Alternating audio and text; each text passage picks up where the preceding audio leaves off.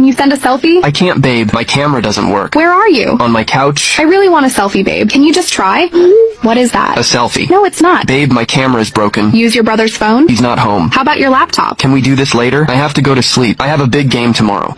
I just saw Travis. What? He's at home. I can see Travis walking. Follow him. Why? He won't send a selfie. What did he say? His camera's broken. Typical. This doesn't make sense. Travis isn't a liar. Clearly he is. I see him walking. How do you know it's him? He plays football, right? Yeah. Isn't he number 42? I think so. OMG, that's him. I'm calling him out. No, don't. Why not? If we keep quiet, then I can follow him and see if he's cheating. You think he's cheating? With who? My money's on Annie. The cheerleader? She's only a freshman. Well, I've seen them talking. No. This can't be happening. I need answers. Then don't call him and let me follow him. Okay, fine. I won't call him. And you follow him.